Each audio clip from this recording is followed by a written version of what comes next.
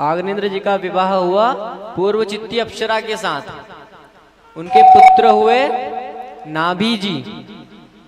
नाभि जी का विवाह हुआ मेरु देवी के साथ और उनके यहाँ महाराज पुत्र नहीं हो रहा था, तो उन्होंने पुत्रेष्टि यज्ञ किया और भगवान आए और उन्होंने कहा कि मैं खुद आऊंगा आपके यहाँ अवतार लेकर। तो महाराज नाभि जी और मेरु देवी के यहाँ स्वयं ऋषभ देव जी भगवान का अवतार हुआ। बोले ऋषभ देव भगवान की जय हो। जब ऋषभ देव जी का अवतार हुआ तो महाराज ऋषभ देव जी का विवाह इंद्र की पुत्री जयंती के साथ हुआ और उनके 100 पुत्र हुए। उनमें से सबसे बड़े भरत जी, उनके 100 पुत्र हुए, उनमें से 9 हुए योगेश्वर। कवि हरि अंतरिक्ष प्रबुद्ध पिपलायन आविर्हो द्रुमिल शमशः कर भाजन, ये 9 हुए और 9 जम्बूद्वीप के 9 खंड हुए। उन 9 खंडों के राजा उन 9 को बना दिया और जो बाकी बचे 81 उनको कर्मकांड में लगा दिया। और महाराज एक दिन क्या हुआ, जब श्री ऋषभ देव जी सब कुछ छोड़कर वन में भगवान का भजन करने जा रहे थे तो उन्होंने अपने सभी पुत्रों को बुलाया और उपदेश देने लगे कि पुत्रों, आप लोग गृहस्थी में हो वो बात अलग है, आप लोग कमा रहे हो वो भी ठीक है, पर इसके साथ भगवान का भजन भी करना, क्योंकि भगवान का भजन करने का अवसर सिर्फ मनुष्य जीवन में ही प्राप्त होता है। बाकी कीट पतंगे जानवर बन जाएंगे तो कुछ नहीं कर पाएंगे। और जो हम लोग कर रहे हैं, संतान उत्पन्न कर रहे हैं, ये सब तो जानवर भी कर लेते हैं, तो उनमें और हमें फर्क क्या रह गया? फर्क हमें एक है कि हम भजन कर सकते हैं और वह भजन नहीं कर सकते। तो महाराज इसीलिए उन्होंने कहा कि अब मैं जा रहा हूं और तुम भजन भी करते रहना। तो महाराज प्रियव्रत जी निकल गए और निर्वस्त्र होकर निकले महाराज, वो नग्न अवस्था में। तो महाराज कोई उनके ऊपर कंकर पत्थर मारता तो कोई पानी फेंकता, वो कुछ नहीं कहते कि हम तो भगवान के सिर्फ भजन करेंगे, हमें किसी से कुछ मतलब नहीं। और एक बार उन्हें देखकर एक अरहण नाम के राजा ने उनके जैसा वेश धारण कर लिया, तो और वहीं से जैन धर्म चालू हुआ महाराज। तो जैन होते हैं ना, 2 प्रकार के होते हैं, श्वेतांबर और दिगंबर। महाराज एक तो वह जो सफेद कपड़े पहनते हैं और एक वह जो नग्न रहते हैं। यहीं से जैन धर्म भी चालू हुआ है महाराज।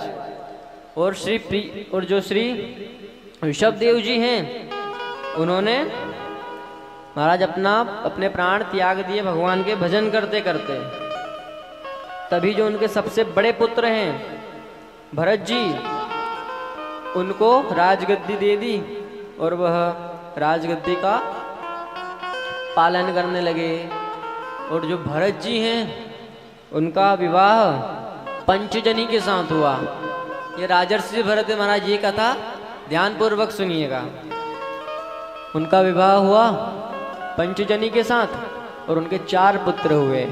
तो वो भी सब कुछ छोड़कर नदी के किनारे भगवान के भजन करने बैठ गए। गांडकी नदी के किनारे वह गायत्री संध्या आदि भजन करते।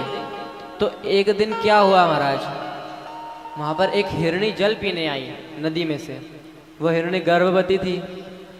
तो इधर से शेर की गरजने की आवाज आई। महाराज शेर दहाड़ा तो वह हिरणी ने सोचा कि मैं नदी की छलांग मार लूं तो उस साइड हो जाऊंगी। तो जैसे ही वह हिरणी कूदी तो उसके गर्भ में से एक बालक नदी में गिर गया महाराज, हिरणी का। तो हिरणी तो चली गई। उस नदी का पानी इतना ठंडा था तो जो भरत जी हैं उन्होंने देखा कि इसको ठंड लग रही है, तो उन्होंने अपना भजन बंद किया और उस बच्चे को संभालने लगे। महाराज उनको आसक्ति हो गई। कैसी आसक्ति? जो वो भजन करते, सब कुछ करते, सब कुछ छूट गया महाराज, और वह उस हिरणी के बच्चे को संभालने में लग गए। उसे अपने पुत्र के समान रखते थे, उसी के साथ खेलते, उसी के साथ सब कुछ करते थे महाराज। तो जो वो भजन संध्या सब कुछ करते थे उनका सब कुछ छूट गया। और यही आसक्ति हम में हो जाती है। हम भजन तो करते हैं, हाँ भजन करेंगे भजन, और इधर मोबाइल में मैसेज आया, हमारा भजन वहीं टूट गया महाराज। नोटिफिकेशन आया और हमने मोबाइल हाथ में उठा लिया। हमको भी आसक्ति हो जाती है महाराज। इसी प्रकार श्री भरत जी को आसक्ति हुई तो एक दिन क्या हुआ, हिरणी का झुंड आया और वह बालक उनके साथ ही चला गया।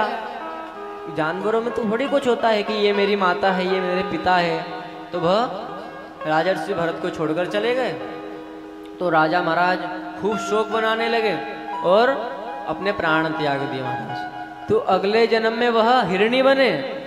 कहा था ना, जिस चीज का चिंतन करके मरोगे अगले जन्म में वही बनेंगे।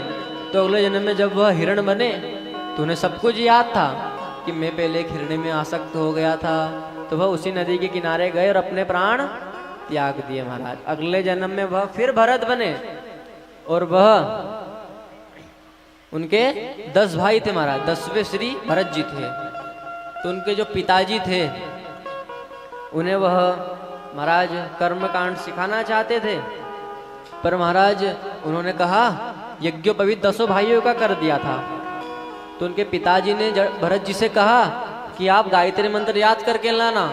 तो उन्होंने नहीं याद किया। वो भी महाराज सोच लिए थे कि हमको कुछ नहीं, हमको सिर्फ भजन करना है। तो उन्होंने कहा कि अगर मैं आज एक मंत्र याद कर लूंगा तो कल मुझे 2 याद करने को देंगे, इसीलिए याद ही मत करो महाराज। तो उनके पिताजी ने खूब कोशिश की उन्हें सिखाने पढ़ाने की, पर वह कुछ नहीं कर पाए।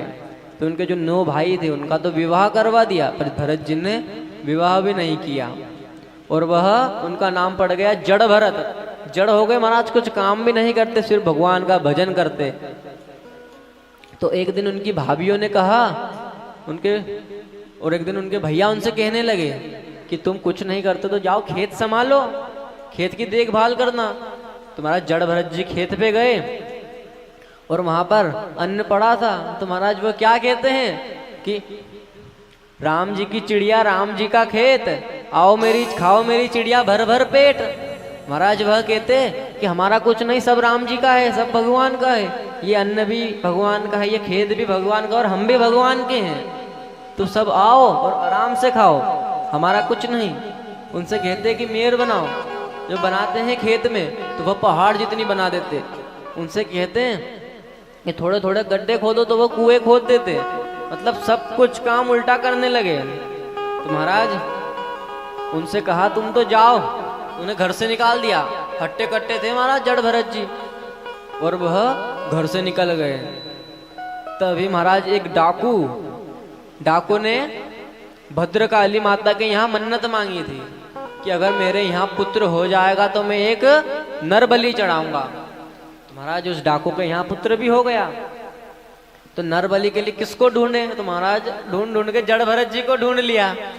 तो उनको लेकर गए और उनसे कहा आपकी आखिरी इच्छा क्या है? उन्हें खूब खिलाया पिलाया, अच्छे वस्त्र पहनाए और भद्रकाली माता के सामने नीचे मुंह करके खड़ा दिया। और जैसे ही डाकू उन्हें मारने जा रहा था महाराज भद्रकाली माता प्रकट हो गई। बोले भद्रकाली मैया की जय हो।